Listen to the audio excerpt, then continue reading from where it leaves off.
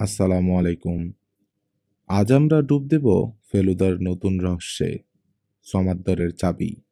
সত্যজিৎ রায়ের লেখা এই কাহিনীতে আছে ধাঁধা, উত্তেজনা আর রোমাঞ্চ। চলুন শুরু করি রহস্যের যাত্রা। ফেলুদা বলল, এই যে গাছপালা, মাঠ, বন দেখে দেখে চোখ জুড়িয়ে যাচ্ছে, এর বৈজ্ঞানিক কারণটা কি জানিস?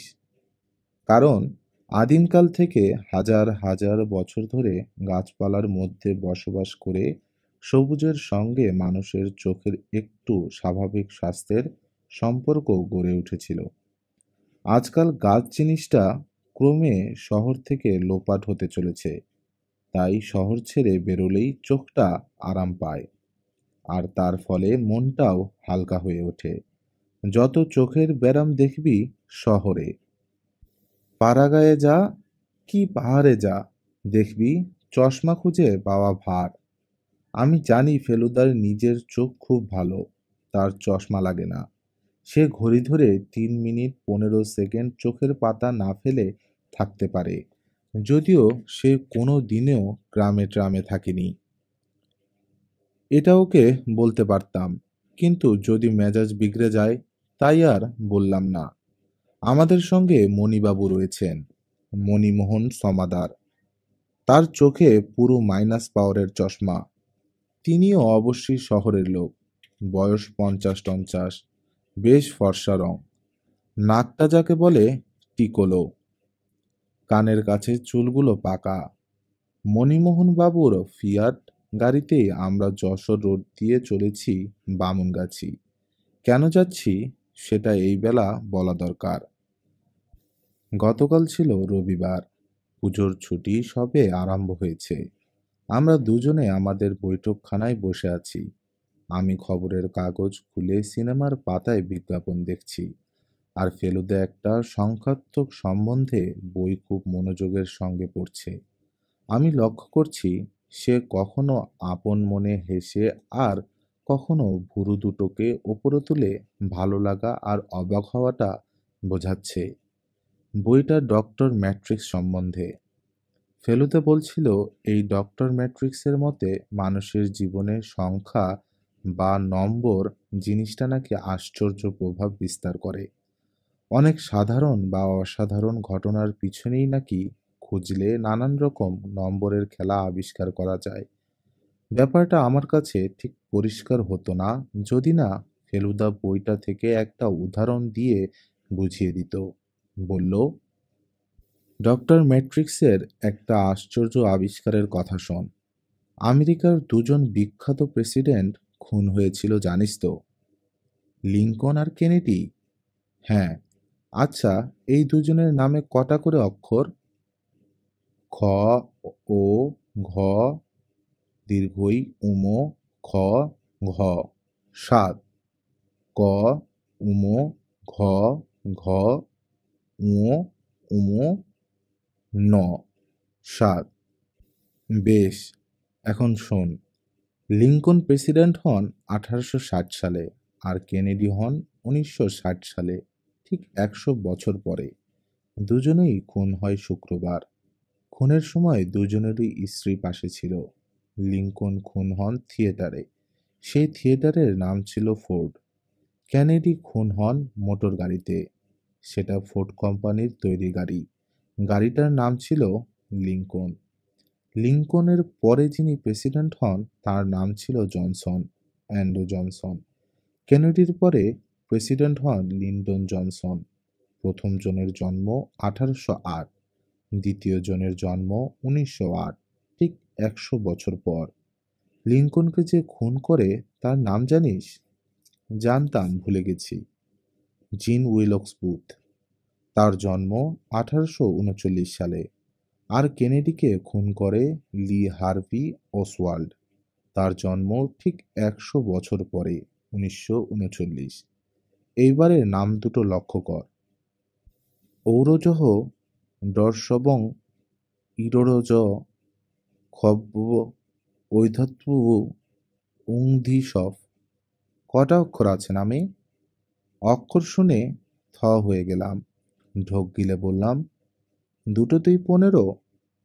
ফেলুদা হয়তো ডক্টর ম্যাট্রিক্সের তাজ্জব আবিষ্কারের বিষয়ে আরো কিছু বলতো, কিন্তু ঠিক এই সময়ে বিনা অ্যাপয়েন্টমেন্টে এসে হাজির হলো মণিমোহন সমাদার।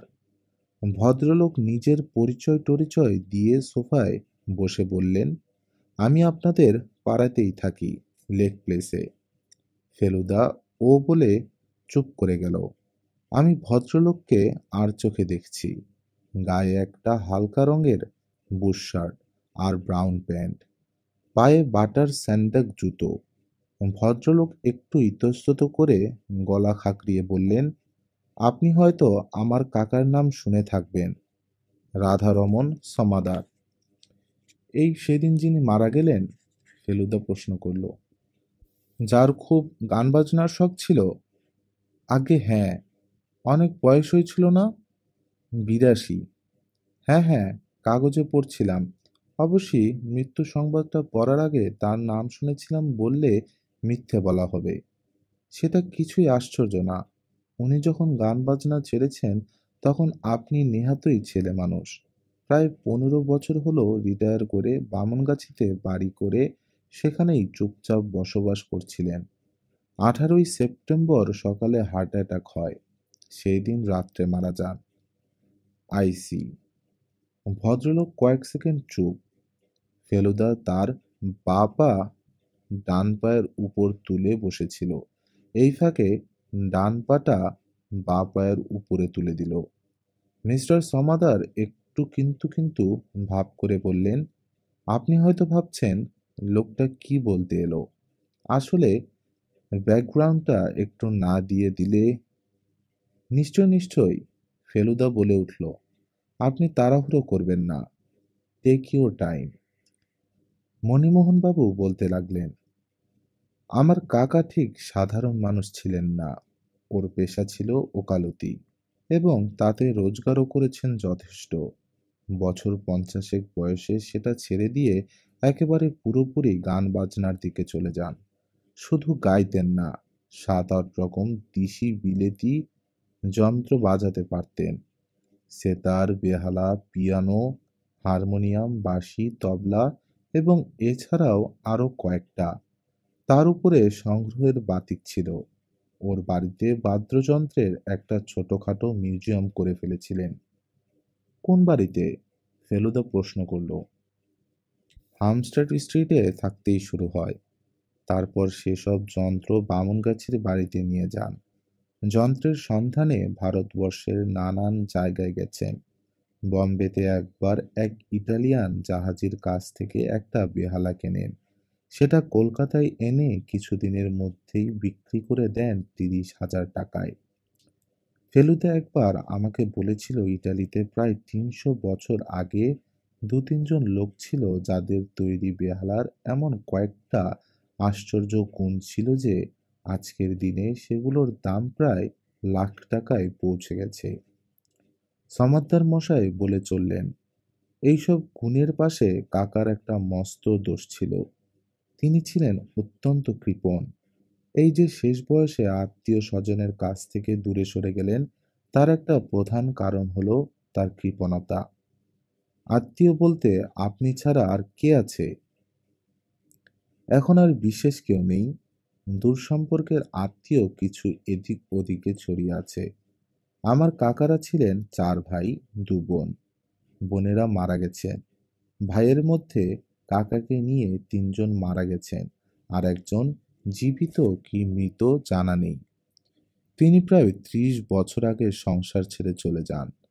রাধারমণ নিজে বিপন্নিক ছিলেন। একটি ছেলে ছিল, মুরলীধর। তিনিও প্রায় 25 বছর হলো মারা গেছেন। তার ছেলে ধরণীধর হলো কাকার একমাত্র নাতি। ছেলেবেলায় সে কাকার খুব প্রিয় ছিল।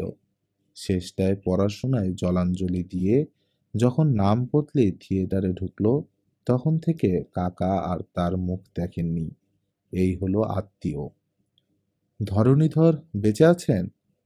হ্যাঁ, সে এখন থিয়েটার ছেড়ে যাত্রার দলে যোগ দিয়েছে। কাকার মৃত্যুর পর তার খোঁজ করেছিলাম, কিন্তু সে কলকাতায় নেই। দলের সঙ্গে কোনো অজপাড়া গায়ে ট্যুরে বেরিয়েছে। ওর বেশ নামটাম হয়েছে। গান বাজনাতেও ট্যালেন্ট ছিল, যে কারণে কাকা ওকে ভালোবাসতেন। মণিমোহন বাবু হঠাৎ যেন খেই হারিয়ে কয়েক সেকেন্ড চুপ করলেন, তারপর আবার বলে চললেন, আমার সঙ্গে কাকার যে খুব একটা যোগাযোগ ছিল তা নয়, বড়জোর 2 মাসে একবার দেখা হতো, ইদানিং আরো কম। আসলে আমার একটা ছাপাখানা আছে ভবানীপুরে, ইউরেকা প্রেস। তাতে এই গত কমাস লোডশেডিং নিয়ে খুব ভুগতে হচ্ছে। কাকার হার্ট অ্যাটাকটা হওয়াতে ওর প্রতিবেশী অবনীবাবু আমাকে টেলিফোন করে খবর দেন। আমি তৎক্ষণাৎ চিন্তামণি বোসকে নিয়ে চলে যাই। যখন পৌঁছই তখন জ্ঞান ছিল না। মারা যাবার ঠিক আগে জ্ঞান হয়। আমাকে দেখে মনে হলো চিনলেন। দু একটা ভাঙ্গা ভাঙ্গা কথাও বললেন। ব্যাস, তারপরেই শেষ। কি বললেন? ফেলুদা জিজ্ঞেস করল। সে এখন আর পায়ের উপর পা তুলে নেই, চেয়ারের সামনের দিকে এগিয়ে বসেছে। প্রথমে বললেন আমার নামে, তারপর কিছুক্ষণ ঠোঁট নড়ছে, কথা নেই। শেষে অনেক কষ্টে 2বার বললেন চাবি, চাবি।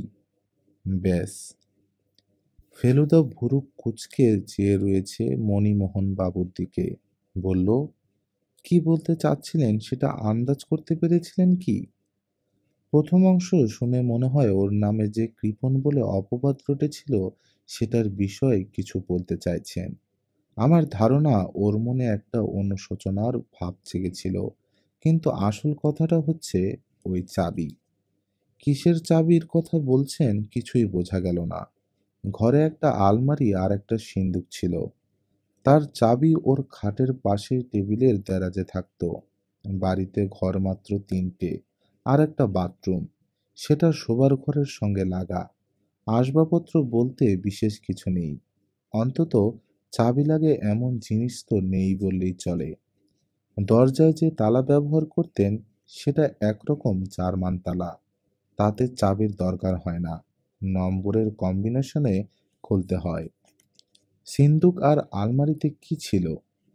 আলমারির তাকে কিছু জামা কাপড় ছিল, আর দেরাজে কিছু কাগজপত্র, দরকারি কিছুই না। আর সিন্দুক ছিল একেবারে খাঁ খালি। টাকা পয়সা? নাথিং, নট এ পাইস। টেবিলের দেরাজে কিছু খুচরো পয়সা ছিল, আর বালিশের নিচে একটা বাটুয়াতে কিছু 2 টাকা 5 টাকার নোট। ব্যাস। বাটুয়া থেকে নাকি সংসারের জন্য টাকা বার করে দিতেন, অন্তত চাকর অনুকূল তাই বলে। কিন্তু সেও তো বলছেন সামান্য টাকা, সেটা ফুরিয়ে গেলে অন্য কোথাও থেকে বার করতে হতো নিশ্চয়ই। নিশ্চয়ই। আপনি কি বলতে চান উনি ব্যাংকে টাকা রাখতেন না? মণিমোহনবাবু হেসে বললেন, তাই যদি রাখবেন তাহলে আর সাধারণ মানুষের সঙ্গে তফাৎটা হবে কোথায়? এককালে রাখতেন, তবে বছর 25 আগে একটা ব্যাংক ফেল করায় উনি বেশ ক্ষতিগ্রস্ত হয়েছিলেন। তারপর থেকে আর ব্যাংকের সঙ্গে কোনো সংস্রব রাখেননি। অথচ মণিবাবু গলার স্বর নামিয়ে নিলেন, আমি জানি ওর বিস্তর টাকা ছিল, এবং সেটা যে বাড়ি তৈরি করার পরেও ছিল সেটা তার দুষ্প্রাপ্য বাজনার কালেকশন দেখলেই বুঝতে পারবেন। তাছাড়া উনি নিজের পিছনে বেশ ভালোই খরচ করতেন, ভালো খেতেন, বাড়িতে ভালো বাগান করেছিলেন, একটা সেকেন্ড হ্যান্ড অ্যাস্টন গাড়িও কিনেছিলেন। মাঝে মাঝে বেরোতেন, শহরে আসতেন, কাজেই। ফেলুদা পকেট থেকে 4 মিনার বার করেছে, মণিমোহন বাবুকে অফার করে দেশলাই ধরিয়ে দিলেন। ভদ্রলোক বেশ ভালো করে টান দিয়ে ধোঁয়া ছেড়ে বললেন, এতক্ষণে হয়তো আন্দাজ করেছেন কেন আপনার কাছে এসেছি। এতগুলো টাকা সব গেল কোথায়? কোন চাবির কথা বলেছিলেন কাকা? সে চাবি দিয়ে কোন জিনিসটা খুললে কি পাওয়া যাবে? সেটা কি টাকা, না অন্য কিছু? যদি উইল থেকে থাকে তাহলে সেটা তো পাওয়া দরকার। উইল না থাকলে অবশ্যই টাকা নাতিই পাবে, কিন্তু তার আগে টাকাটা তো পেতে হবে। আপনার বুদ্ধির অনেক তারিফ শুনেছি। আপনি যদি এ ব্যাপারে আমাকে একটু হেল্প করতে পারেন। মণিমোহন বাবুর সঙ্গে কথা বলে ঠিক হলো যে পরদিনই সকালে আমরা বামুনগাছি যাব। ওর গাড়ি আছে। উনি নিজেই সকাল 7টায় এসে আমাদের তুলে নিয়ে যাবেন। আমি বুঝেছি যে ফেলুদার কাছে এটা একটা নতুন ধরনের রহস্য। রহস্য না বলে হেঁয়ালিও বলা যেতে পারে। অন্তত গোড়াতে তাই মনে হয়েছিল। শেষে দেখলাম হেঁয়ালির চেয়েও অনেক বেশি গোলমেলে পেঁচালো একটা কিছু।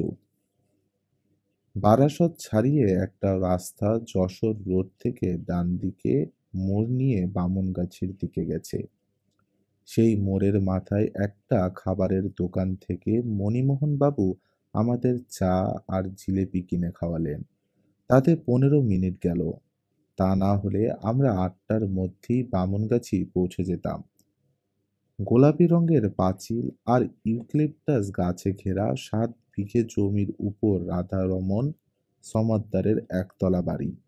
যে লোকটা এসে গেট খুলে দিল সে বোধহয় মালি, কারণ তার হাতে একটা ঝুড়ি ছিল। গাড়ি গেট দিয়ে ঢুকে বাগানের পাশ দিয়ে কাকর বিছানো রাস্তার উপর দিয়ে একেবারে বাড়ির দরজার সামনে এসে দাঁড়ালো। ডান দিকে খানিকটা দূরে একটা গ্যারেজের ভিতর একটা পুরনো কালো গাড়ি রয়েছে। সেটাই বুঝলাম রাধারমণ সমাদ্দারের অস্টিন।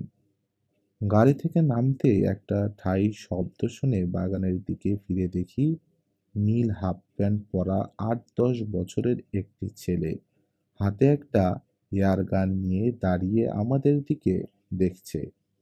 মণিমোহন বাবু তাকে বললেন, তোমার বাবা বাড়িতে আছেন? তাকে গিয়ে বলো তো যে মণিবাবু কলকাতা থেকে এসেছে, একবার ডাকছেন। ছেলেটি বন্দুকে ছবড়া ভরতে ভরতে চলে গেল। ফেলুদা বলল, প্রতিবেশের ছেলে বুঝি? আজ্ঞে হ্যাঁ, ওর বাবা অবনী সেনের একটা ফুলের দোকান আছে নিউ মার্কেটে।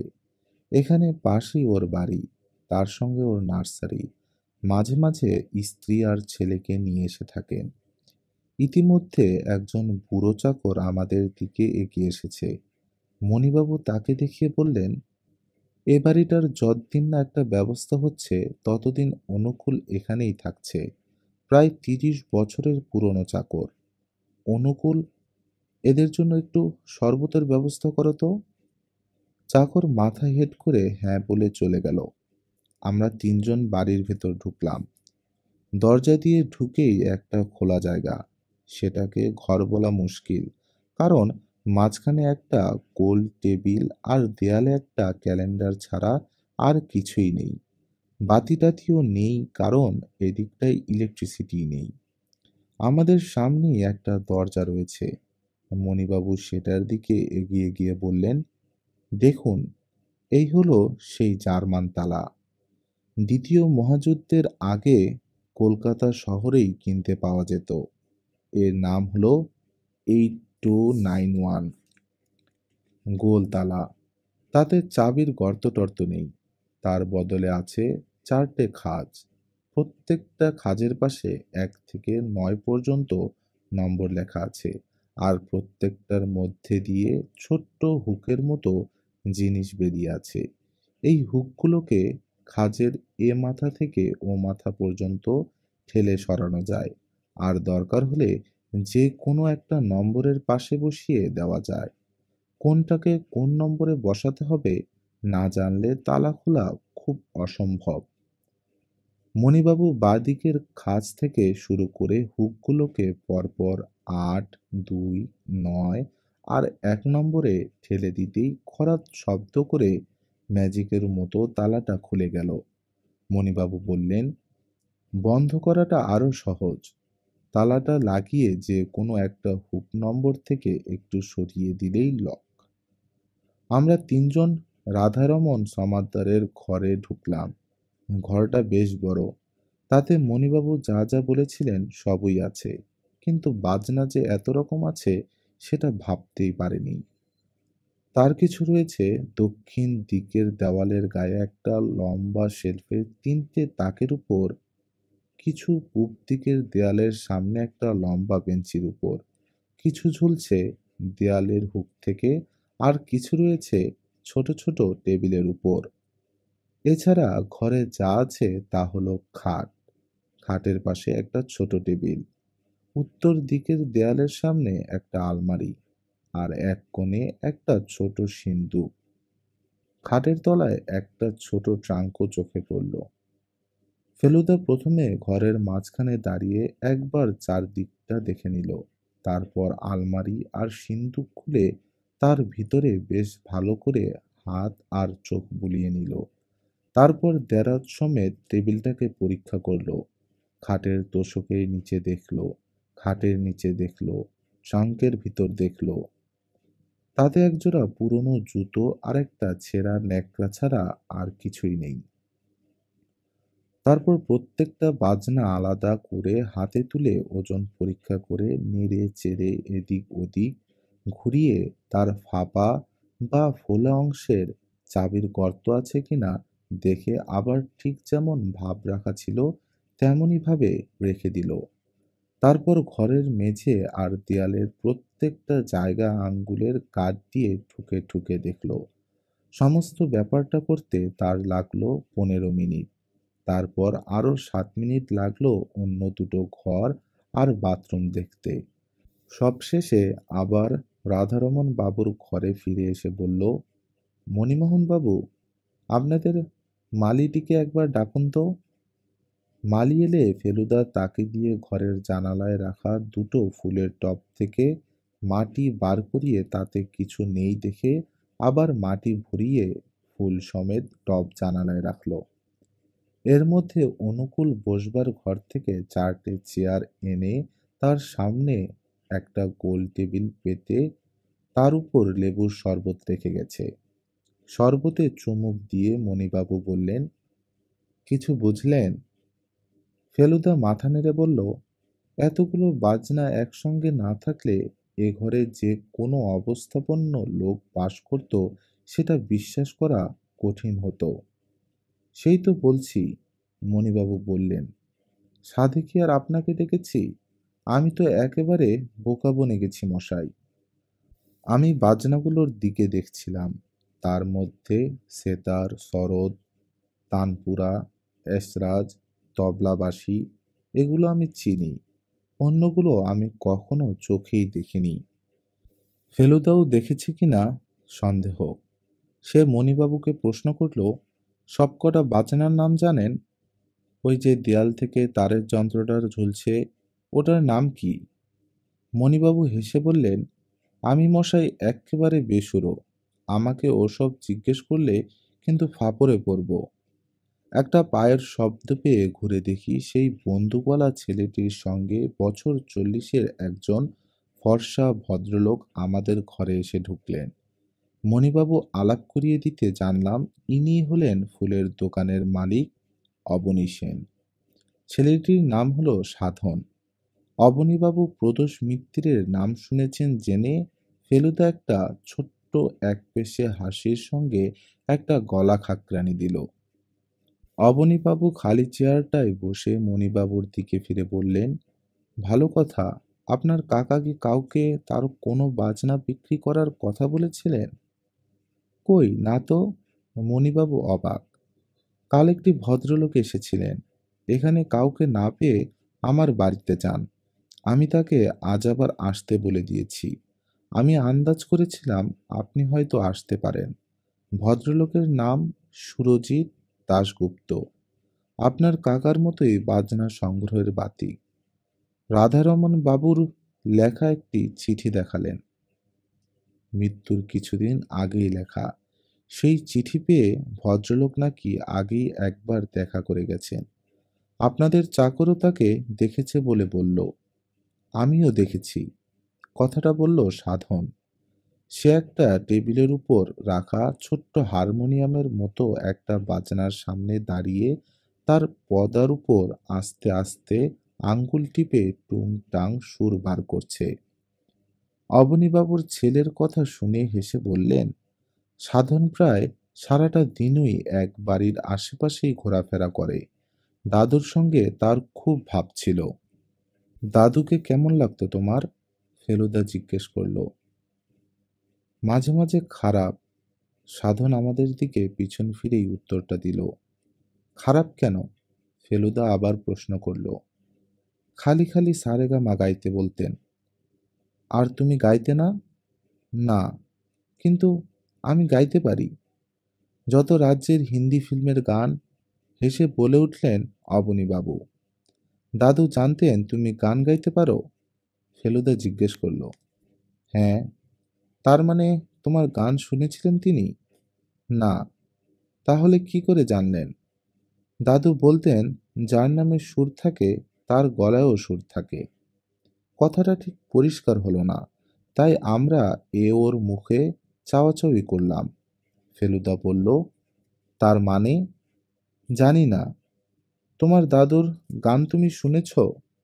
না, বাজনা শুনেছি। এই কথাটায় মণিমোহনবাবু যেন বেশ হকচকিয়ে গিয়ে বললেন, সে কি সাধনবাবু, তুমি ঠিক বলছো? আমি তো জানি উনি বাজনা বাজানো ছেড়ে দিয়েছিলেন। তোমার সামনে বাজিয়েছেন কখনো? সামনে না, আমি বাইরে ছিলাম বাগানে, বন্দুক দিয়ে নারকোল মারছিলাম। উনি তখন বাজালেন। অন্য কোনো লোক বাজায়নি তো? মণিমোহনবাবু জিজ্ঞেস করলেন। আর কেউ ছিল না? ফেলুদা বলল, অনেকক্ষণ ধরে বাজনা শুনলে? না, বেশিক্ষণ না। ফেলুদা এবার মণিমোহন বাবুকে বলল, একবার আপনার অনুকূলকে ডাকুন তো। অনুকূল এসে হাত দুটোকে জড়ো করে দরজার মুখে দাঁড়ালো। ফেলুদা বলল, তোমার মনিবকে কখনো বাজনা বাজাতে শুনেছ? অনুকূল ভীষণ কাঁচুমাচু ভাব করে বলল, আজ্ঞে বাবু তো ঘরের ভিতরেই থাকতেন সর্বক্ষণ, তা সে কখন কি করতেন না করতেন। তোমার সামনে বাজনা বাজাননি কখনো? আজ্ঞে না। বাজনার আওয়াজ শুনেছ? আগে তা যেন কয়েকবার, তবে কানে তো ভালো শুনি না। মারা যাবার আগে একজন অপরিচিত লোক ওর সঙ্গে দেখা করতে এসেছিলেন কি, যিনি কাল সকালেও এসেছিলেন? তা এসেছিলেন বটে, এই ঘরে বসেই কথা বললেন। প্রথম কবে এসেছিলেন মনে আছে? আজ্ঞে হ্যাঁ, যেদিন তিনি চলে গেলেন সেদিন সকালে। যেদিন কাকা মারা গেলেন? মণিবাবু চোখ বড় বড় করে জিজ্ঞেস করলেন। আজ্ঞে হ্যাঁ। অনুকূলের চোখে জল এসে গেছে। সে গামছা দিয়ে চোখ মুছে ধরা গলায় বলল, সে ভদ্রলোক গেলেন চলে। আর তার কিছু পরেই আমি বাবুর চানের জল গরম করে নিয়ে তেনাকে বলতে গিয়ে দেখি কি তেনার যেন হুঁশ নেই। কয়েকবার বাবু বাবু করে ডেকে যখন সাড়া পেলাম না, তখন এনার বাড়িতে গেলাম খবর দিতে। অনুকূল অবনীবাবুর দিকে দেখিয়ে দিল। অবনীবাবু বললেন, আমি ব্যাপার দেখেই মণিবাবুকে টেলিফোন করে একজন ডাক্তার নিয়ে আসতে বলি। অবশ্যই বিশেষ কিছু করার ছিল না। একটা গাড়ির আওয়াজ পাওয়া গেল। অনুকূল বাইরে চলে গেল। মিনিট খানেকের মধ্যেই ঘরে এসে ঢুকলেন লম্বা ঝুলপি, ঝাঁকড়া চুল, লম্বা গোঁফ আর পুরু ফ্রেমের চশমা পরা এক ভদ্রলোক। জানা গেল ইনি সুরজিৎ দাশগুপ্ত। অবনীবাবু মণিমোহন বাবুকে দেখিয়ে বললেন, আপনি এর সঙ্গে কথা বলুন, ইনি রাধারমণ বাবুর ভাইপো। ও, আই সি। আপনার কাকার সঙ্গে আমার চিঠিতে আলাপ হয়। উনি আমাকে এসে দেখা করতে। মণিবাবু তার কথার উপরেই বললেন, কাকার চিঠিটা সঙ্গে আছে কি? ভদ্রলোক তার কোটের ভিতরের পকেট থেকে একটা পোস্ট কার্ড বার করে মণিবাবুর হাতে দিলেন। মণিবাবুর পড়া হলে সে চিঠি ফেলুদার হাতে গেল। আমি পড়ে দেখলাম তাতে রাধারমণ বাবু ভদ্রলোককে রবিবার 18ই সেপ্টেম্বর সকালে 9টা থেকে 10টার মধ্যে তার সঙ্গে দেখা করতে লিখেছেন। কারণটাও বলা আছে, বাদ্যযন্ত্র আমার যাহা আছে তাহা আমার নিকটেই আছে, আপনি আসিলেই দেখিতে পাইবেন। উল্টো দিকে ভদ্রলোকের ঠিকানাটাও ফেলুদা দেখে নিল। মিনাভ hotel, central avenue, Kolkata 13। Feluda চিঠিটা পড়ে খাটের পাশের টেবিলের উপর রাখা সুলেখা ব্লু ব্ল্যাক কালিটার দিকে এক ঝলক দেখে নিল। চিঠিটা মনে হয় সেই কালিতেই লেখা। সুরজিৎবাবু এতক্ষণ দাঁড়িয়েছিলেন, এবার যেন একটু অসহিষ্ণুভাবেই খাটের একটা কোণে গিয়ে বসলেন। পরের প্রশ্নটাও মণিমোহন বাবুই করলেন। 18 তারিখে আপনার সঙ্গে কি কথা হয়? সুরজিৎ বাবু বললেন, কিছুদিন আগে একটা পুরনো গীতভারতী পত্রিকায় বাদ্যযন্ত্র সম্বন্ধে ওর একটা লেখা পড়ে আমি রাধারমণ বাবু সম্বন্ধে জানতে পারি। এখানে এসে ওর কালেকশন দেখে আমি তার থেকে দুটো যন্ত্র কেনার ইচ্ছা প্রকাশ করি। দাম নিয়ে কথা হয়। আমি দুটোর জন্য 2000 টাকা অফার করি। উনি রাজি হন। আমি তখনই চেক লিখে দিচ্ছিলাম। উনি দুদিন পরে ক্যাশ নিয়ে আসতে বললেন। তাই বুধবার আবার অ্যাপয়েন্টমেন্ট হয়। মঙ্গলবার কাগজে দেখি উনি মারা গেছেন। তারপর আমি দেরাদুন চলে যাই। পরশু ফিরেছি। মণিবাবু বললেন, আপনি যেদিন দেখা করতে আসেন সেদিন ওর শরীর কেমন ছিল? ভালোই তো। তবে ওর বোধহয় একটা ধারণা হয়েছিল উনি আর বেশি দিন বাঁচবেন না। দু একটা কথায় সেরকম একটা ভাব প্রকাশ পাচ্ছিল। আপনার সঙ্গে কোনো কথা কাটাকাটি হয়নি তো? প্রশ্নটা শুনে সুরজিৎ বাবুর মুখ কয়েক মুহূর্তের জন্য বেশ কালো হয়ে গেল। তারপর চাপা গলায় বললেন, আপনি কি ভদ্রলোকের হার্ট অ্যাটাকের জন্য আমাকে দায়ী করছেন? মণিবাবুও যথাসম্ভব ঠান্ডাভাবেই বললেন, আপনি ইচ্ছে করে কিছু করেছেন বলছি না, তবে আপনি যাবার কিছুক্ষণ পরেই তো উনি অসুস্থ হয়ে পড়েন, তাই। তা হতে পারে, তবে আমি যতক্ষণ ছিলাম ততক্ষণ তিনি সম্পূর্ণ সুস্থ ছিলেন। এনিওয়ে, আপনি আমার ব্যাপারে নিশ্চয়ই একটা ডিসিশন নিতে পারবেন। আমি ক্যাশ টাকা নিয়ে এসেছি, 2000। ভদ্রলোক পকেট থেকে মানিব্যাগ বার করলেন।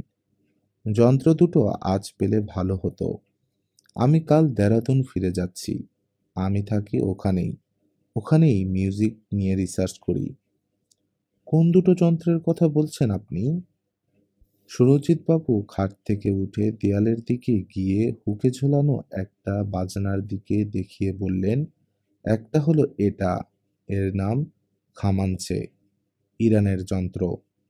এটার নাম জানতাম, কিন্তু দেখিনি কখনো। বেশ পুরনো যন্ত্র। আর অন্যটা হলো, সুরজিৎবাবু ঘরের উল্টো দিকে একটা নিচু টেবিলের উপর রাখা ছোট্ট হারমোনিয়ামের মতো দেখতে যন্ত্রটার সামনে গিয়ে দাঁড়ালেন। এটাই কিছুক্ষণ আগে সাধন বাজাচ্ছিল। ভদ্রলোক সেটার দিকে আঙ্গুল দেখিয়ে বললেন, এটার নাম মেলোকর্ড। এটা বিলেতি যন্ত্র। আগে দেখিনি কখনো। আমার বিশ্বাস অল্প কয়েকদিনের জন্য ম্যানুফ্যাকচার হয়েছিল, তারপর বন্ধ হয়ে যায়। খুব সিম্পল যন্ত্র। তবে আর পাওয়া যায় না বলে 1000 অফার করেছিলাম। উনি তখন রাজি হয়েছিলেন। ওগুলো এখন দেওয়া যাবে না মিস্টার দাশগুপ্ত। সুরজিৎবাবু থমকে গেলেন। কথাটা বলেছে ফেলুদা, আর বলেছে বেশ জোরের সঙ্গে। তীক্ষ্ণ দৃষ্টিবান হানার কথাটা কোনো বইয়ে যেন পড়েছি। সুরজিৎবাবু মণিবাবুর দিক থেকে বাই করে ঘুরে ফেলুদার দিকে সেই রকম একটা তীক্ষ্ণ দৃষ্টিবান হেনে শুকনো ভারী গলায় বললেন, আপনি কে? উত্তর দিলেন মণিবাবু, উনি আমার বন্ধু। তবে উনি ঠিকই বলেছেন, ওগুলো এখন দেওয়া যাবে না। তার প্রধান কারণটা আপনার বোঝা উচিত। কাকা যে ওগুলো আপনাকে বিক্রি করতে রাজি ছিলেন তার কোনো প্রমাণ নেই। সুরজিৎ দাশগুপ্ত কয়েক মুহূর্ত পাথরের মতো দাঁড়িয়ে রইলেন। তারপর হঠাৎ কিছু না বলে গটগট করে ঘর থেকে বেরিয়ে গেলেন। ফেলুদাও দেখি চেয়ার ছেড়ে উঠে পড়েছে। সুরজিৎ বাবুর ঘটনাটা যেন কিছুই না এরকম একটা ভাব করে সে দেয়ালের দিকে এগিয়ে গিয়ে প্রথমে খামাঞ্চে যন্ত্রটাকে মন দিয়ে দেখল। রাস্তায় যে খেলার বেহালা বিক্রি হয় অনেকটা সেই রকম দেখতে, যদিও তার চেয়ে অনেক বড়, আর গোল অংশটায় খুব সুন্দর কাজ করা। এবার খামাঞ্চি ছেড়ে ফেলুদা গেল মেলোকার্ড যন্ত্রটার কাছে। সাদা কালো পদায় চাপ দিতেই আবার সেই পিয়ানো আর সেতার মেশানো টুংটাং শব্দ। এই বাজনার আওয়াজ শুনেছিলে কি? ফেলুদা সাধনকে জিজ্ঞেস করল। হতে পারে। সাধনের মতো এত অল্প বয়সে এত গম্ভীর ছেলে আমি খুব কম দেখেছি। এবার ফেলুদা আলমারির দেরাজ থেকে একতারা পুরনো কাগজ বার করে মণিবাবুকে বলল, এগুলো আমি একটু বাড়িতে নিয়ে যেতে পারি কি? মণিবাবু বললেন, নিশ্চয়ই। আরো যদি কিছু? না, আর কিছু দরকার নেই। আমরা যখন ঘর থেকে বেরোচ্ছি তখন সাধন জানালা দিয়ে বাইরে আকাশের দিকে তাকিয়ে একটা অদ্ভুত সুর গুনগুন করছে। সেটা কিন্তু কোনো ফিল্মের গানের সুর নয়। ফেলুদা মণিমোহন বাবুর কাছ থেকে দুদিন সময় চেয়ে নিয়েছিল। চাইতেই হবে, কারণ রাধারমণ বাবুর বাড়ি তন্ন তন্ন করে খুঁজেও কোনো চাবি বা চাবি দিয়ে খোলা যায় এমন কোনো বাক্স বা ওই ধরনের কিছু পাওয়া যায়নি। তাই ফেলুদা বলল, ১ নম্বর, ওকে চুপচাপ বসে চিন্তা করতে হবে। ২ নম্বর, রাধারমণ বাবুর কাগজপত্র ঘেঁটে লোকটা সম্বন্ধে আরো কিছু জানা যায় কিনা দেখতে হবে। আর ৩ নম্বর, গান বাজনা সম্বন্ধে আরেকটু ওয়াকিবহাল হতে হবে। বামনগাছি থেকে ফেরার পথে মণিমোহন বাবু বললেন, কিরকম বুঝছেন মিস্টার মিত্তির? ফেলুদা তার গম্ভীর ও অন্যমনস্ক ভাবটাকে ঝেড়ে ফেলে দিয়ে বলল, আপনাকে কতগুলো সন-তারিখের ব্যাপারে একটু হেল্প করতে হবে। বলুন। আপনার খুড়তুতো দাদা অর্থাৎ রাধারমণ বাবুর ছেলে মুরলীধর কবে মারা গেছেন? 45-এ, 28 বছর আগে। তখন তার ছেলের বয়স কত ছিল? ধরণীর? ধরণীর বয়স তো ছিল 7 কিংবা 8। ওরা কলকাতাতেই থাকতো? না, দাদা ভাগলপুরে ডাক্তারি করতেন। উনি মারা যাবার পর বৌদি ছেলেদের নিয়ে কলকাতায় এসে শ্বশুরবাড়িতে ওঠেন। তখন বাবা ছিলেন অ্যামস্টার স্ট্রিটে। অ্যামস্টার স্ট্রিটেই বৌদি মারা যান। ধরণী তখন সিটি কলেজে পড়ছে। মা মারা যাবার পর থেকেই তার মতিগতি বদলে যায়। সে পড়াশুনো ছেড়ে থিয়েটারে ঢোকে। আর তার বছরখানেক পরে কাকাও চলে গেলেন বামুনগাছি। ওর বাড়িটা তৈরি হয়েছিল 59-এ। গেটের গায়ে ডেট লেখা রয়েছে। রাধারমণ বাবুর কাগজপত্রের মধ্যে ছিল কিছু পুরনো চিঠি, কিছু ক্যাশ মেমো, 2টো ওষুধের প্রেসক্রিপশন, স্পগলার নামে একটা জামান কোম্পানির পুরনো ক্যাটালগ, তাতে নানা রকম বাজনার ছবি ও দাম, খাতার কাগজে লেখা কয়েকটা বাংলা গানের স্বরলিপি, খবরের কাগজ থেকে নানান সময়ে কাটা 5টা নাটকের সমালোচনা। সেগুলোতে সঞ্চয় লাহিড়ী বলে একজন অভিনেতার প্রশংসা নীল পেন্সিলে আন্ডারলাইন করা। এর মধ্যে 3টি জিনিস নিয়ে ফেলুদা মন্তব্য করল। স্বরলিপিগুলো দেখে বলল, সুরজিৎবাবু যে পোস্টকার্ডটা দেখালেন তার হাতের লেখার সঙ্গে এ লেখা মিলে যাচ্ছে। ক্যাটালগটা দেখে বলল, মেলোকর্ড বলে কোনো যন্ত্রের নাম এতে দেখছি না। আর থিয়েটারের সমালোচনাগুলো দেখে বলল, যদ্দূর মনে হচ্ছে এই সঞ্চয় লাহিড়ী আর ধরণীর সমাদ্দর একই লোক। আর তাই যদি হয় তাহলে বলতে হবে নাতির মুখ না দেখলেও তার সম্বন্ধে খোঁজ খবরটা রাখতেন রাধারমণ বাবু। কাগজগুলো সযত্নে একটা প্লাস্টিকের ব্যাগে রেখে ফেলুদা থিয়েটারের পত্রিকা মঞ্চলোক এ টেলিফোন করে সঞ্চয় লাহিড়ী কোন যাত্রার দলে আছে জিজ্ঞেস করল। জানা গেল দলের নাম মডার্ন অপেরা। সেখানে সঞ্চয় লাহিড়ী হিরোর পাঠ করে। তারপর মডার্ন অপেরার অফিসে ফোন করে জানা গেল যাত্রার দল 3 সপ্তাহ হলো জলপাইগুড়ি ট্যুরে বেরিয়েছে, ফিরতে আরও দিন 7। এই খবরটা অবশ্যই মণিবাবু আগেই দিয়েছিলেন। দুপুরে খাওয়া দাওয়ার পরে আমরা বেরোলাম। একদিনে একসঙ্গে এত রকম জায়গা অনেকদিন যায়নি। প্রথমে জাদুঘর। কেন যাচ্ছি আগে থেকে জানি না, কারণ ফেলুদার এখন মৌনি পর্ব। তার উপরে মাঝে মাঝে আঙ্গুল মটকাচ্ছে, বোঝাচ্ছে সে ভীষণ মন দিয়ে ভাবছে, তাই ডিস্টার্ব করা চলবে না। জাদুঘরে যে এরকম একটা বাজনার সংগ্রহ আছে সেটা জানতাম না। অবশ্যই সবই দিশি বাজনা, একেবারে মহাভারতের যুগ থেকে আজকের যুগ পর্যন্ত। শুধু বিনয় যে এত রকম হতে পারে তা আমার ধারণা ছিল না। এরপরে বিলিতি বাজনার দোকান, ফ্রি স্কুল স্ট্রিটে। সালদানহা কোম্পানি বলল, মেলোকর্ডের নাম কখনো শুনিনি। সেখান থেকে গেলাম লালবাজারে। লালবাজারের মণ্ডল কোম্পানির একটা ক্যাশ মেমো রাধারমণ বাবুর কাগজপত্রের মধ্যে ছিল, তাই বোধহয় ফেলুদা সেখানে গেল। দোকানের মালিক একেবারে জহর রায়ের মতো দেখতে। বললেন, সমাদার মশাই আমাদের অনেক দিনের খদ্দের, সেই আমার ফাদারের টাইম থেকে। মেলোকর্ড বলে কোনো যন্ত্রের নাম শুনেছেন? ফেলুদা জিজ্ঞেস করল। মেলোকর্ড? কই, না তো। ক্লারিনেট টাইপের কিছু? ফু দেওয়া যন্ত্র? Win instrument?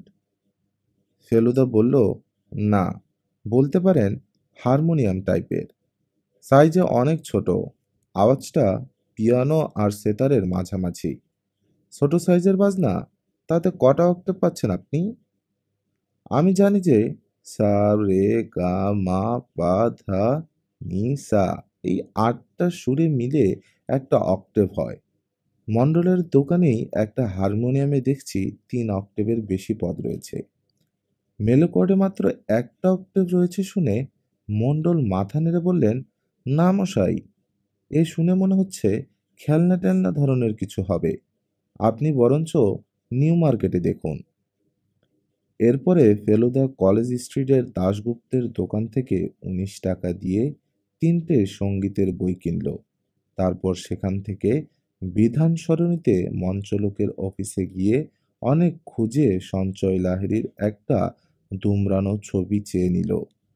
দাম দিতে হবে কিনা জিজ্ঞেস করাতে সম্পাদক প্রতুল হাজরা জিভ কেটে বলল, দামের কথা কি বলছেন? আপনি ফেলু মিত্তির না? রাস্তার মোড়ের একটা দোকান থেকে ঠান্ডা লাস্সি খেয়ে ট্যাক্সি ধরে বাড়ি ফিরতে হয়ে গেল 7:30। এসে দেখি পাড়া ঘুরঘুরটি, লোডশেডিং চলছে। ফেলুদা তার মধ্যেই মোমবাতি জ্বালিয়ে গানের বইগুলো উল্টে পাল্টে দেখতে লাগলো। 9টায় আলো আসার পর বলল, তপসে, তুই শ্রীনাথকে নিয়ে চট করে একবারটি পটুদের বাড়ি চলে যা তো। গিয়ে বল ফেলুদা একদিনের জন্য হারমোনিয়ামটা চেয়েছে।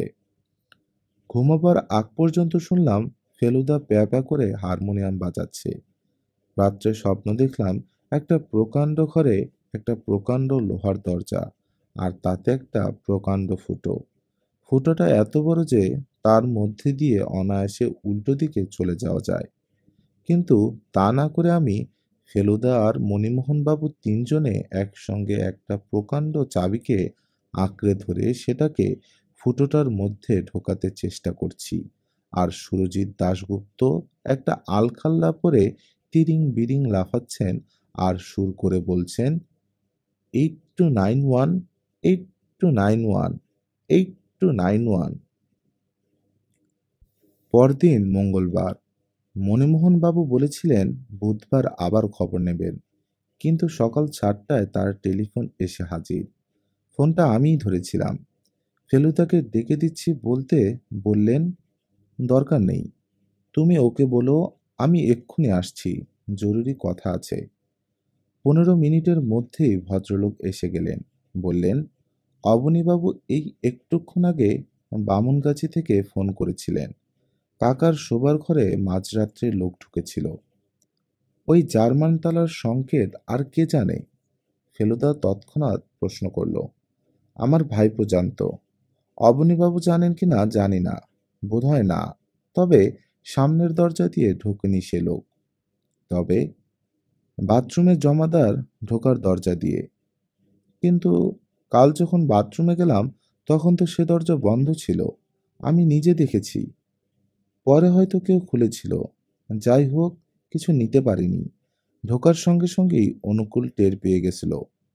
আপনি এখন ফ্রি আছেন? একবার যেতে পারবেন? নিশ্চয়ই। তবে তার আগে একটা প্রশ্ন আছে। রাধারমণ বাবুর নাতিকে, অর্থাৎ আপনার ভাইপো ধরণীধরকে এখন দেখলে চিনতে পারবেন? মণিবাবু ভুরু কুঁচকে বললেন, অনেক কাল দেখা নেই ঠিকই, তবু হাজার হোক, ভাইপো তো। ফেলুদা তার ঘর থেকে একটা ছবি এনে মণিমোহন বাবুকে দিল। মঞ্চলোকের অফিস থেকে আনা সঞ্জয় লাহিড়ীর ছবি। তার উপর ফেলুদা কালি দিয়ে এক জোড়া গোঁফ আর একটা মোটা ফ্রেমের চশমা এঁকে দিয়েছে।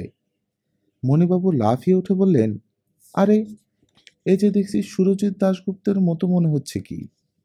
হ্যাঁ হ্যাঁ, কেবল নাকের কাছটা একটু, যাই হোক, মিল একটা আছে। এটা আসলে আপনার ভাইপোরই ছবি, আমি কেবল একটু রং চড়িয়েছি। আশ্চর্য, আমারও কথাটা মনে হয়নি তা নয়। ইনফ্যাক্ট কাল রাত্রে একবার ভেবেছিলাম আপনাকে ফোন করে বলি, কিন্তু প্রেসে ওভারটাইম কাজ হচ্ছিল, ফিরতে অনেক রাত হলো, তাই আর বলা হয়নি। অবশ্যই নিশ্চিত হয়ে কিছু বলাও সম্ভব হতো না। ধরণীকে গত 15 বছর প্রায় দেখিনি বললেই চলে, থিয়েটারেও না, কারণ ও বাতিকটা আমার একদম নেই, আর যাত্রা তো ছেড়েই দিলাম। অথচ আপনার অনুমান যদি সত্যি হয়, তাহলে তো তাহলে দুটো ব্যাপার প্রমাণ করতে হয়। এক, সুরজিৎ দাশগুপ্ত বলে আসলে কেউ নেই। দুই, সঞ্জয় লাহিড়ী যাত্রার দল থেকে ছুটি নিয়ে চলে এসেছে, এবং সেটা এসেছে আপনার কাকার মৃত্যুর আগেই। তোপসে, মিনা হোটেলের নাম্বারটা বার করতো। হোটেলের সঙ্গে কথা বলে জানা গেল সুরজিৎ দাশগুপ্ত বলে একজন সেখানে এসেছিলেন বটে, কিন্তু গতকাল সন্ধ্যাবেলা তিনি হোটেল ছেড়ে চলে গেছেন। মডার্ন অপেরায় ফোন করে লাভ নেই, কারণ কালকেই তাদের সঙ্গে কথা হয়েছে, আর তারা বলেছে যে সঞ্জয় লাহিড়ী ট্যুরে গেছে। বামুনগাছি পৌঁছিয়ে ফেলুদা প্রথমে পাঁচিলের বাইরেটা ঘুরে দেখল। যেই আসুক তাকে গাড়ি বা ট্যাক্সি করে আসতে হয়েছে, আর সে গাড়ি বাড়ি থেকে দূরে রেখে বাকি পথটা হেঁটে এসে পাঁচিল টপকাতে হয়েছে। সেচের কাজটা কঠিন নয়, কারণ 3 জায়গায় পাঁচিলের বাইরে গাছ রয়েছে, আর সে গাছে নিচু ডাল পাঁচিলের উপর দিয়ে কম্পাউন্ডের ভিতর ঢুকেছে। মুশকিল হচ্ছে কি, বর্ষার দিন হলে মাটিতে পায়ের ছাপ পড়ত, কিন্তু এ মাটি একেবারে খটখটে শুকনো। অনুকূলের শরীর ভালো নয়। সে তার ঘরে বিছানায় শুয়ে কুই কুই করে যা বলল তাতে বোঝা গেল যে মাথার যন্ত্রণায় আর মশার কামড়ে রাত্রে তার ভালো ঘুম হচ্ছিল না। সে যেখানে শোয় সেখান থেকে তার খাটের পাশের জানালা দিয়ে সোজা রাধারমণ বাবুর ঘরের জানালা দেখা যায়। অন্ধকারের মধ্যে হঠাৎ সেই ঘরে একটা আলো দেখে সে ধর্মড়িয়ে উঠে কে কে বলে হাঁক দিয়ে ছুটে যায়। কিন্তু সে পৌঁছবার আগেই দেখে একজন লোক রাধারমণ বাবুর বাথরুমের দরজা দিয়ে দৌড়ে বেরিয়ে অন্ধকারে মিলিয়ে গেল। বাকি রাতটা নাকি অনুকূল রাধারমণ বাবুর ঘরের মেঝেতে শুয়ে থাকে। অন্ধকারের মধ্যে সে লোককে চিনতে পারেনি বোধহয়। মণিবাবু প্রশ্ন করলেন, না বাবু, আমি বুড়ো মানুষ, চোখে ভালো দেখি না, আর কাল আবার ছিল অমাবস্যা। রাধারমণ বাবুর ঘরে গিয়ে দেখলাম জিনিসপত্র যেমন ছিল তেমনই আছে, কিন্তু তাও ফেলুদার গম্ভীর গলার স্বরে বেশ ঘাবড়ে গেলাম। মণিবাবু, বারাসত থানায় খবর দিতে হবে। এ বাড়িতে আজ রাত থেকে পাহারাদার বন্দোবস্ত করতে হবে। সে লোক আবার আসতে পারে, আর সুরজিৎ দাশগুপ্ত যদি সঞ্চয় লাহিড়ী না হন, তাহলেও তাকে সন্দেহ করতে হবে, কারণ ওই দুটো যন্ত্রের উপর তার যথেষ্ট লোভ। পয়সা দিয়ে কেনা সম্ভব না হলে অন্য উপায়ে ওগুলো হাত করার চেষ্টা অস্বাভাবিক নয়। এইসব কালেক্টরদের গো বড় সাংঘাতিক। মণিবাবু বললেন, আমি অবনীবাবুর বাড়ি থেকে এক্ষুনি থানায় ফোন করে দিচ্ছি, ওসির সঙ্গে আমার আলাপ আছে। ভদ্রলোক ব্যস্তভাবে ঘর থেকে বেরিয়ে গেলেন। ফেলুদা মেলো কার্ডটাকে নিয়ে খাটের উপর বসে নেড়ে চেড়ে দেখতে লাগলো। দারুণ মজবুত তৈরি, দুপাশের কাঠে সুন্দর কাজ করা। জিনিসটাকে চিৎ করে আলতো ধরতে একটা রং চটে যাওয়া লেবেল দেখা গেল। ফেলুদা চোখ কুঁচকে লেখাটা পড়ে বলল, স্পগলার কোম্পানির তৈরি, made in Germany. Feluda harmonium বাজাতে জানে না ঠিকই, কিন্তু কাঁচা হাতে একটা একটা করে পর্দা টিপে যখন জনগণ মনর খানিকটা মেলোকর্ডে বাজালো, তখন যন্ত্রটার গুণে সেটা শুনতে বেশ ভালোই লাগছিল। তারপর সেটাকে আবার টেবিলের উপর রেখে বলল, একবার ইচ্ছে করে জিনিসটাকে ভেঙে ভিতরে কি আছে দেখি, কিন্তু যদি দেখি কিছু নেই, তাহলে বাজনাটার জন্য আফসোস হবে। সুরজিৎ দাশগুপ্ত ১,০০০ টাকা অফার করেছিল এটার জন্যে। অনুকূল এই শরীর নিয়েও শরবত করে এনেছিল। সেটাই চুমুক দেবার সঙ্গে সঙ্গেই মণিমোহন বাবু ফিরে এসে বললেন, থানায় বলে দিয়েছি, দুজন লোক থাকবে সন্ধ্যা থেকে। অবনীবাবু বাড়ি ছিলেন না, সাধনকে নিয়ে কলকাতা গেছেন, ফিরবেন বিকেলে। ফেলুদা বলল, রাধারমণ বাবুর টাকা লুকিয়ে রাখার ব্যাপারটা আপনি ছাড়া আর কে জানতে পারে? মণিবাবু গম্ভীরভাবে বললেন, আমি নিজে জেনেছি কাকার মৃত্যুর পরে। টাকা যে খোঁজাখুঁজি হচ্ছে সেটা অবশ্যই অবনীবাবু জানেন, কিন্তু তার অ্যামাউন্টটা কত হতে পারে সেটা জানার কথা নয়। আর সুরজিৎ দাশগুপ্ত যদি আসলে ধরণীধর হয়ে থাকে, তাহলে সে যেদিন কাকার সঙ্গে এসে কথা বলেছিল সেদিন কিছু জেনে থাকতে পারে। আমার বিশ্বাস সে কাকার কাছে টাকাই চাইতে এসেছিল। তারপর কাকার সঙ্গে কথা কাটাকাটি হয়, তার ফলে। মণিবাবু কথাটা শেষ করলেন না। ফেলুদা তার দিকে একদৃষ্টে তাকিয়ে বলল, তার ফলে আপনার কাকার হার্ট অ্যাটাক হয়, আর সেই অবস্থায় ধরণীধর ঘরের মধ্যে টাকার অনুসন্ধান করে। আপনি এই ভাবছেন তো? হুম। কিন্তু আমি এটাও জানি যে সে টাকা খুঁজে পায়নি। যদি পেত, তাহলে সে বাজনা কেনার অজুহাতে আবার ফিরে আসতো না, এই তো? ঠিক তাই। তার ধারণা ওই দুটো বাজনার একটার মধ্যে টাকাটা রয়েছে। মেলোকর্ড। মণিবাবু ফেলুদার দিকে তীক্ষ্ণ দৃষ্টি দিলেন। আপনি তাই বলছেন? আমার মন তাই বলছে, ফেলুদা বলল। তবে আমি আন্দাজে ঢিল মারা পছন্দ করি না। আর আপনার কাকার শেষ কথাগুলো আমি ভুলতে পারছি না। আপনার শুনতে কোনো ভুল হয়নি তো? উনি চাবি কথাটাই বলেছিলেন তো? মণিবাবু হঠাৎ কেমন যেন অপ্রতিভ হয়ে পড়লেন। হাত কচলাতে কচলাতে বললেন, কি জানি মশাই, চাবি বলেই তো মনে হলো। অবশ্যই এমনও হতে পারে যে কাকা আসলে প্রলাপ বকছিলেন। চাবি কথাটার হয়তো কোনো অর্থই নেই। কথাটা শুনে আমার মনটা বেশ দমে গিয়েছিল, কিন্তু ফেলুদার মধ্যে দমাবার কোনো লক্ষণ দেখলাম না। ও বলল, প্রলাপই হোক আর যাই হোক, এ ঘরে টাকা আছে। আমি যেন সে টাকার গন্ধ পাচ্ছি। চাবিটা আসল কথা নয়, আসল কথা টাকা। তাহলে আপাতত কি করবেন সেটা ঠিক করুন। করেছি। আপাতত বাড়ি ফিরব। দিনের বেলা কোনো ভয় নেই। অনুকূলকে বলে দেবেন চোখ রাখতে, আর বাইরের কোনো লোককে যেন ঢুকতে না দেওয়া হয়। রাত্রে তো পাহারাই থাকবে। আমি বাড়ি গিয়ে আমার খাতা নিয়ে আমার ঘরে আমার খাটের উপর বালিশে বুক দিয়ে উপুর হয়ে শুয়ে চিন্তা করব। একটা আবছা আলো দেখতে পাচ্ছি, সেটা আরো উজ্জ্বল হওয়া দরকার। তবে একটা কথা, তেমন বুঝলে আজ রাতটা আমি এখানে কাটাতে চাই। আপনার আপত্তি নেই তো? মোটেই না। ৮টা নাগাদ আপনাকে তুলে নিতে পারি। ভালো কথা। আপনি সংখ্যাতত্ত্বে বিশ্বাস করেন? সংখ্যাতত্ত্ব? মণিমোহন ভ্যাবাচ্যাকা। ফেলুদা তার একপেশে হাসি হেসে বলল, আপনাদের সবাইয়ের নাম দেখছি ৫ অক্ষরের। রাধারমণ, মুরলীধরন, ধরণীধর, মণিমোহন। তাই প্রশ্নটা মনে এলো, আগে লেখ, মৃত ব্যক্তির নাম কি ছিল? ফেলুদা তার খাটে বসে আছে, আমি তার পাশের চেয়ারে। আমার হাতে সে খাতা পেন্সিল ধরিয়ে দিয়েছে। আমি লিখলাম, রাধারমণ সমাদ্দার। তার নাতির নাম ধরণীধর সমাদার। নাতির থিয়েটারি নাম সঞ্জয় লাহিড়ী। দেহরাদুনের বাজনা সংগ্রাহকের নাম সুরজিৎ দাশগুপ্ত। রাধারমণের প্রতিবেশীর নাম অবনী সেন। তার ছেলের নাম সাধন সেন। রাধারমণের শেষ কথা কি ছিল? গানে একটা সা থেকে তার পরের সা পর্যন্ত কটা সুর থাকে?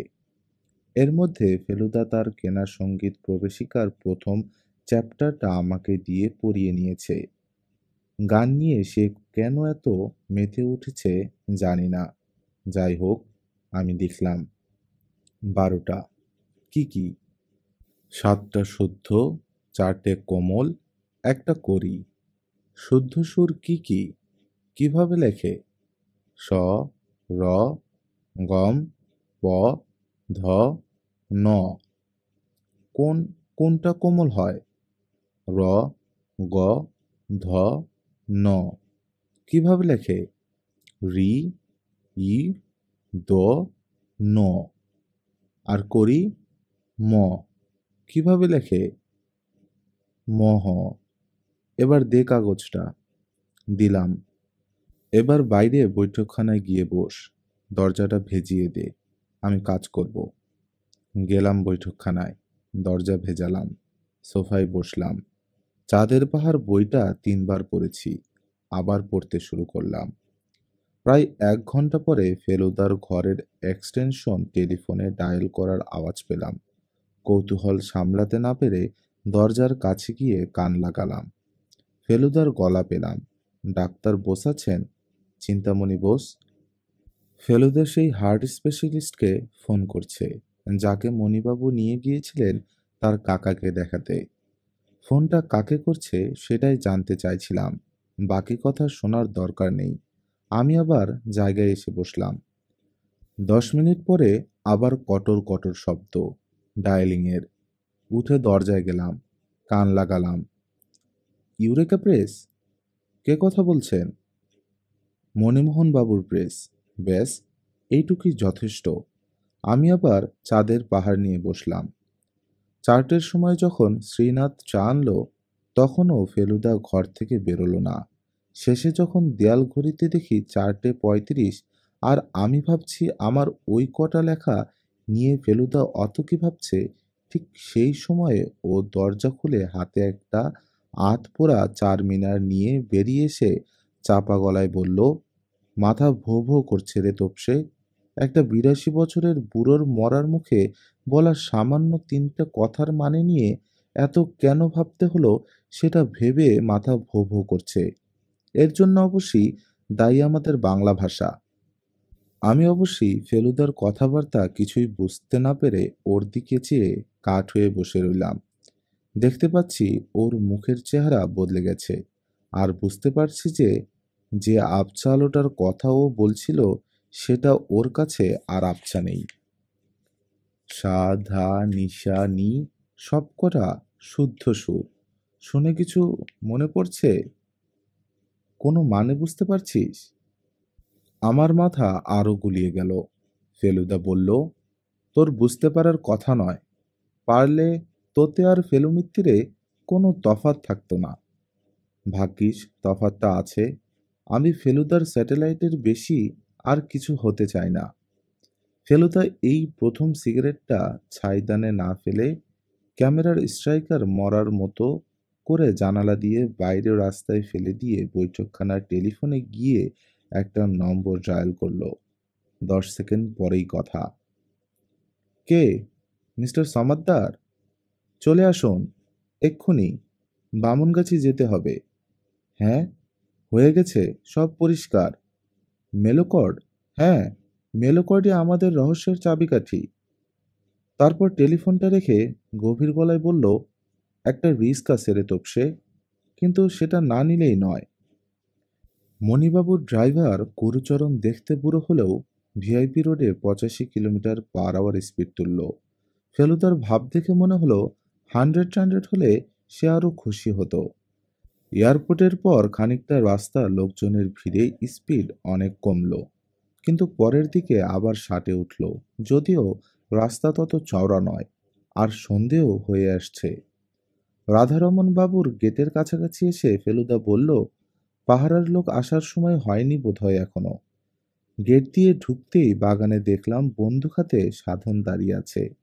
গাড়ি থেকে নেমে ফেলুদা বলল, কি সাধন বাবু, এই সন্ধ্যের আলোতে কি শিকার হচ্ছে? সাধন বলল, বাদুর। রাধারমণ বাবুর কম্পাউন্ডের ঠিক বাইরে একটা অশ্বত্থ গাছ থেকে কয়েকটা বাদুর ঝুলছে। সেটা গাড়ি থেকে নেমেই আমার চোখে পড়েছিল। অনুকূল গাড়ির আওয়াজ পেয়ে তার ঘর থেকে বেরিয়ে এসেছিল। মণিবাবু তাকে লণ্ঠন জ্বালতে বলে বাড়ির ভিতর ঢুকলেন, আর আমরাও ঢুকলাম তার পিছন পিছন। 8291। তালাটা খুলতে খুলতে মণিবাবু বললেন, রহস্যের কিভাবে সমাধান হলো সেটা জানতে খুব ইচ্ছে করছে। আসলে ফেলুদা সারা রাস্তা কোনো কথা বলেনি, কাজেই মণিবাবুর যা অবস্থা আমারও তাই। আমার বুক টিপ টিপ করছে। আলোটা সোজা গিয়ে টেবিলে রাখা মেলোকর্ডের উপর পড়ছে। ঝকঝকে সাদা পদাগুলো দেখে মনে হচ্ছে বাজনাটা দাঁত বের করে হাসছে। ফেলুদা টর্চটা সেইভাবেই ধরে রেখে বলল, চাবি। ইংরেজিতে কি, বাংলায় চাবি। এই যে সাদা কালো পদাগুলো দেখছিস, ওর আরেকটা নাম হলো চাবি। আর সেই চাবির কথাই চোখের পলকে এমন একটা ব্যাপার ঘটে গেল যেটা ভাবতে এখনো আমার গায়ে কাঁটা দিচ্ছে। মণিবাবু হঠাৎ বাঘের মতো লাফিয়ে মেলোকর্ডটাকে তুলে নিয়ে সেটা দিয়ে ফেলুদার মাথায় একটা প্রকাণ্ড বাড়ি মেরে আমাকে এক ধাক্কায় মাটিতে ফেলে ঊর্ধ্বশ্বাসে দরজা দিয়ে বেরিয়ে গেলেন। ফেলুদা মার খাবার ঠিক আগেই নিজেকে বাঁচানোর জন্য টর্চ সমেত হাত দুটো মাথার উপর তুলেছিল, তাই হয়তো তার মাথায় চোট লাগেনি। কিন্তু তা সত্ত্বেও হাতের যন্ত্রণাতেই সে দেখি খাটে বসে পড়েছে। আমি নিজে মেঝে থেকে উঠতে না উঠতেই বুঝলাম মণিবাবু বাইরে থেকে 8291 বন্ধ করে দিয়েছেন। আমি তাও দৌড়ে গিয়ে কাঁধ দিয়ে দরজায় একটা ধাক্কা মেরেছি। এমন সময় ফেলুদার গলা পেলাম, বাথরুম। বাইরে থেকে গাড়ি স্টার্ট দেবার একটা শব্দ, আর তারপরেই ঠাই করে একটা আওয়াজ। আমরা দুজনে ঝড়ের মতো বাথরুমে ঢুকে জমাদারের দরজা খুলে বাইরে বেরোলাম। বাগানের দিক থেকে গোলমাল, অনুকূলের গলা, অবনীবাবুর গলা। মণিবাবুর গাড়িটা বাই করে গেট দিয়ে বেরিয়ে চলে গেল। আমরা সামনের দরজার কাছে গিয়ে পৌঁছে গেছি। ওটা কে বসে আছে কাকর বিছানো রাস্তার উপর? অবনীবাবু চেঁচাচ্ছেন, তুমি কি করলে সাধন? এটা কি করলে তুমি? ছি ছি ছি ছি। সাধন তার সরু অথচ গভীর গলায় বেশ ঝাঁজের সঙ্গে বলল, ও যে দাদুর বাজনা নিয়ে পালাচ্ছিল। এবার ফেলুদা বলল, ও ঠিকই করেছে অবনীবাবু। অপরাধীকে এয়ারগান দিয়ে পঙ্গু করে ও আমাদের সাহায্যই করেছে। যদিও ভবিষ্যতে ওকে একটু সাবধানে বন্দুক চালাতে হবে। আপনি এক্ষুনি থানায় ফোন করে দিন, গাড়িটাকেও যেন পালাতে না দেয়। ওর নম্বর হলো WM-A6164। অনুকূল আর ফেলুদা দুজনে মিলে মণিবাবুকে ধরে তুলল। তার কপালের বাঁ দিক থেকে ছররার গুলি লেগে রক্ত পড়ছে। ভদ্রলোক একেবারে থুম মেরে গেছেন। মেলোকটটা মণিবাবুর পাশেই কাকরের উপর পড়েছিল। আমি সেটাকে খুব সাবধানে তুলে নিলাম। আমরা চারজন রাধারমণ বাবুর খাটের পাশে গোল হয়ে চেয়ারে বসে চা খাচ্ছি। চারজন মানে আমি, ফেলুদা, অবনীবাবু আর বারাসত থানার দীনেশ গুই। ইনিই বোধহয় ইন্সপেক্টর হবেন। ঘরের এক কোণে সিন্দুকটার সামনে আরো দুজন লোক রয়েছে। একজন দাঁড়িয়ে, সে বোধহয় কনস্টেবল। আর আরেকজন চেয়ারে ঘাপটি মেরে বসে, ইনি হলেন অপরাধী মণিমোহন সমাদার, যার কপালে এখন ব্যান্ডেজ বাঁধা। এছাড়া সাধন রয়েছে। সে জানালার ধারে দাঁড়িয়ে বাইরের অন্ধকারের দিকে দেখছে। আমাদের পাঁচজনের মাঝখানে টেবিলের উপর রাখা রয়েছে মেলোকর্ড। এইবার বোধহয় ফেলুদা একটা রহস্য উদ্ঘাটন করবে। ফেলুদার ঘড়ির কাঁচ ভেঙে গেছে, আর বাঁ হাতের কবজির খানিকটা ছাল উঠে গেছে। রাধারমণ বাবুর বাথরুম থেকে ডেটল নিয়ে লাগিয়ে সেখানে সে রুমাল বেঁধে রেখেছে। হাত থেকে চায়ের কাপটা মাটিতে নামিয়ে রেখে ফেলুদা বলতে আরম্ভ করল, মণিমোহন সমাদ্দারকে আমি সন্দেহ করতে আরম্ভ করি আজ দুপুর থেকে, কিন্তু তিনি কোনো একটা বেচাল না চালালে তাকে বাগে আনা যাচ্ছিল না। কারণ তার বিরুদ্ধে প্রমাণের অভাব। আমি তাই খানিকটা রিস্ক নিয়েই তাকে প্রশ্রয় দিচ্ছিলাম। আমাকে আচমকা আক্রমণ করে বাজ না নিয়ে পালানোটাই হলো তার ভুল চাল। শেষ পর্যন্ত তিনি পালাতে পারতেন না ঠিকই, কিন্তু তিনি যে এত তাড়াতাড়ি শায়েস্তা হলেন তার জন্য অবশ্যই দায়ী সাধনের ইয়ার গান। মণিমোহন বাবুর একটা কথায় প্রথম খটকা লাগে। কথাটা যখন বলেছিলেন তখন লাগেনি, পরে লাগে। উনি বলেছিলেন, পরশু ওর প্রেসে ওভারটাইম কাজ হচ্ছিল, তাই ওর বাড়ি ফিরতে অনেক রাত হয়েছিল। পরশু ছিল সোমবার। আমি জানি যে পাড়ায় মণিবাবুর প্রেস। সে পাড়ায় সন্ধ্যায় নিয়মিত লোডশেডিং হয়। আমার এক প্রফেসর বন্ধু সেই একই পাড়ায় থাকে। আজ ইউরেকা প্রেসে ফোন করে জানতে পারি যে প্রথমত সোমবার বিকেল থেকে লোডশেডিংয়ের জন্য কাজ বন্ধ ছিল, আর দ্বিতীয়ত মণিমোহন বাবু দুপুরের পর আর সেদিন প্রেসেই যাননি।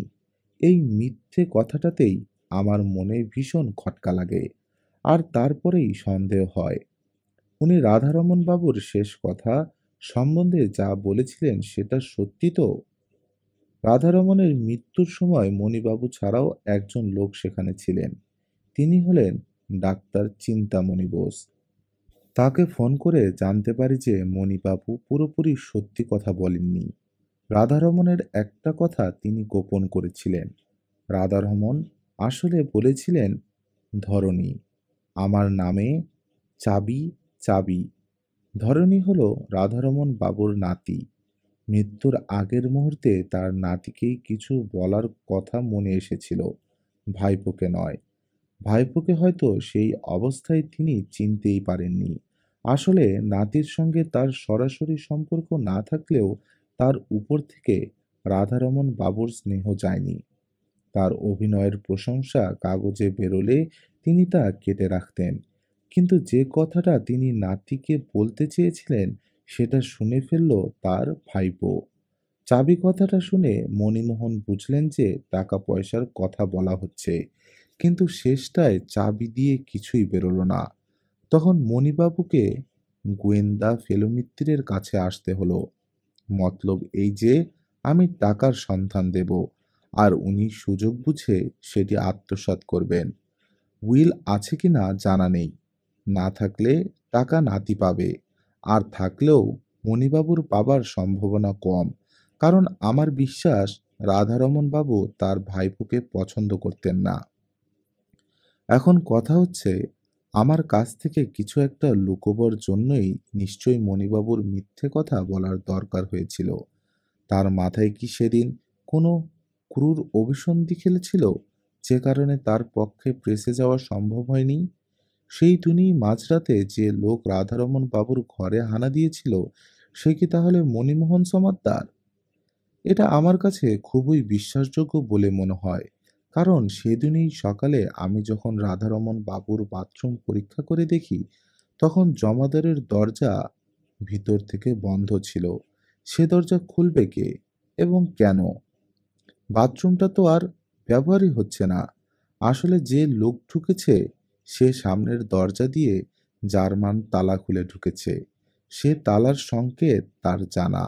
ঘরে ঢুকে সে লোক জমাদারের দরজা খুলে বেরিয়ে এসে জার্মান তালা বন্ধ করে আবার বাথরুম দিয়ে ঢুকেছে। এই লোক যে মণিমোহন সমাদার তাতে কোনো সন্দেহ নেই।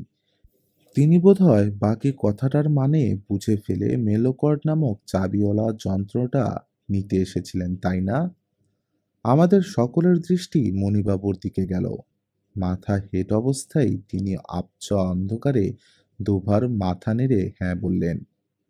ফেলুদা বলল, চাবি যে বাজনার চাবি সেটা বুঝলেও মণিবাবু বোধহয় রাধারমণের বাকি সংকেতটা ধরতে পারেনি, কারণ অতটা বুদ্ধি ওর নেই।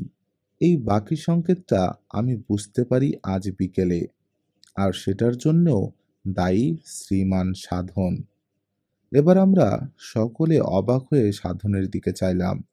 সেও দেখি বড় বড় চোখ করে ফেলুদার দিকে দেখছে।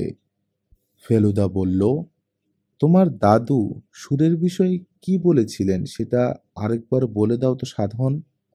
সাধন প্রায় ফিসফিস করে বলল, যার নামে সুর থাকে তার গলাতেও সুর থাকে। ফেলুদা বলল, ভেরি গুড। এবার রাধারমণ বাবুর আশ্চর্য বুদ্ধির দিকটা ক্রমে বোঝা যাবে।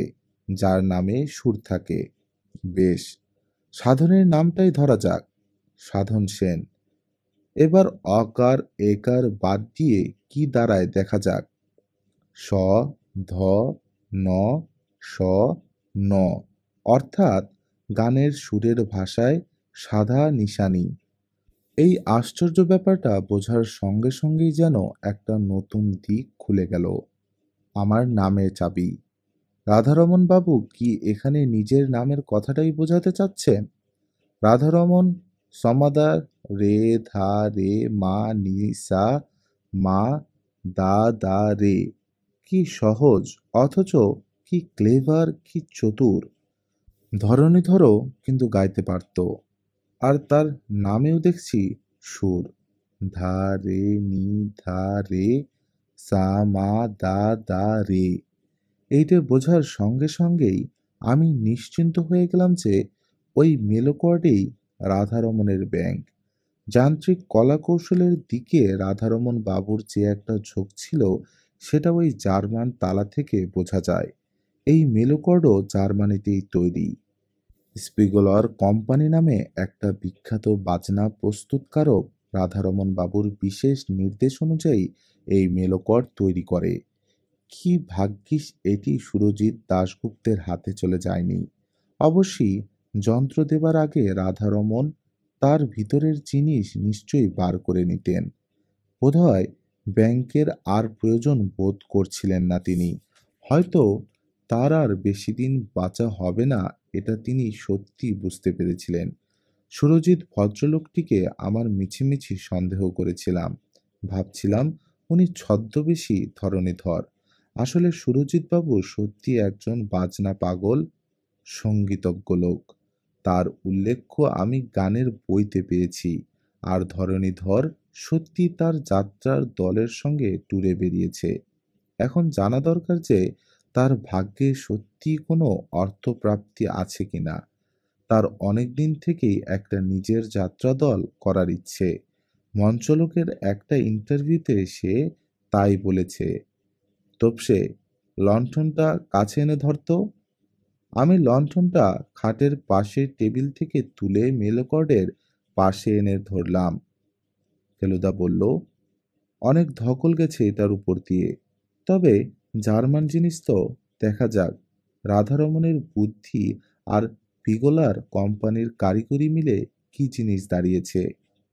রাধারমণ সমাদ্দারের নামের অক্ষর ধরে ফেলুদা চাবি টিপতে আরম্ভ করে দিল।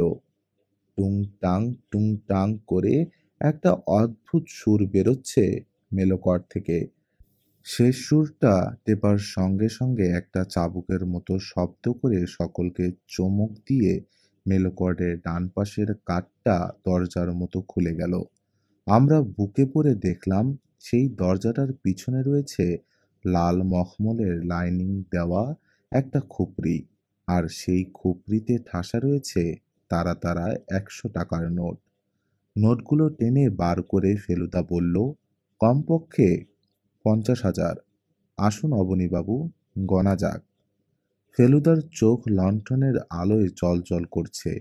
আমি জানি সেটা লোভ নয়, সেটা তার শান দেওয়া বুদ্ধির খানিকটা অংশ খাটিয়ে মন ধাঁধানো জটিল রহস্য সমাধান করার আনন্দ। ফেলুদার তীক্ষ্ণ মেধা আর যুক্তির জোরে খুলে গেল সমাদ্দারের চাবির রহস্য। একটা সাধারণ চাবি কিভাবে এমন বড় রহস্যের সমাধান আনলো, সেটাই ছিল এই কাহিনীর মূল আকর্ষণ। আপনাদের কেমন লেগেছে গল্পটি জানাতে ভুলবেন না কমেন্টে। লাইক দিন, শেয়ার করুন আর সাবস্ক্রাইব করে পাশে থাকুন ফেলুদার আরও রোমাঞ্চকর অভিযানের জন্য। ধন্যবাদ সবাইকে। সুস্থ থাকুন, সচেতন থাকুন আর গল্পে থাকুন।